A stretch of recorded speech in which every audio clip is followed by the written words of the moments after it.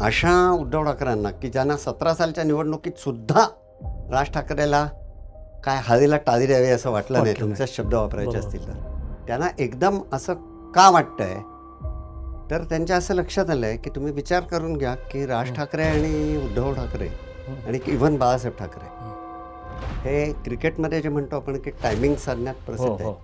तसं आता सर्वांना माहीत झालं आहे की शनिवारी सकाळी ही पॉडकास्ट काय जो महेश मांजरेकरांनी घेतलेल्या मुलाखतीचा जाहीर झाला, बरोबर.